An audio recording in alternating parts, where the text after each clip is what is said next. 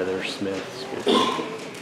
Good evening, everyone, City Council. We're all here tonight, you can see the room is filled, here to discuss the actions taken with the renewal of the lease for Joey's Bar and Grill. We believe that there was a lot of disillusion thinking, a lot of conspiracy to remove the lease from being renewed for Joey's Bar and Grill.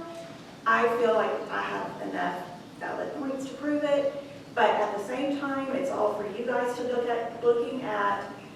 Going back on the meeting on August 14th, the discussion that Josh Alexander brought to the committee, where he laid out information without actually saying that Joey was in compliance of wanting to increase their rent, but also explaining all that through was not done to you. You were misguided, misled.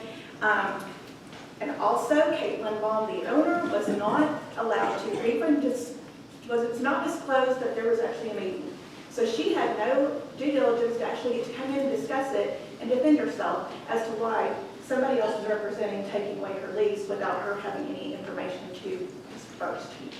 So that being said, I feel like it was unfair for her to not have been given a chance, and unfair for you because you were caught in the middle of, we didn't know, we were just told this is the thing. Well, also on August 14th, when Mr. Alexander came to you, the following Friday, he had an hour-long meeting with Caitlin Baum, where he also kept the story going that this was a have-to, that they had to do it.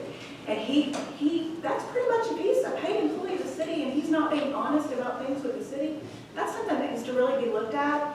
And his discussion was a lot of mansplaining, and that was really disrespectful. The recording that I have the scripted notes for it if you'd like to read it, but in due diligence was not being done. And that was not fair to the city.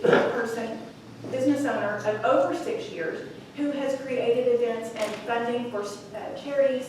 She has brought more love to the city and more happiness. People come to Joey's Bar on Friday night to get out of work, to go have a good time, sit down and have a cocktail with their neighbors, their friends, people they see when they go in there every time they show up. They know everybody. It's like walking to Cheers. It's the Cheers of Sherwood. It's the closest thing you're going to come to a family. And it's a family of randoms. You got single men who are not married, widows. You got men. Heather, you got 30 seconds. Gotcha. You got families who come up there just to hang out as a family, and you got also the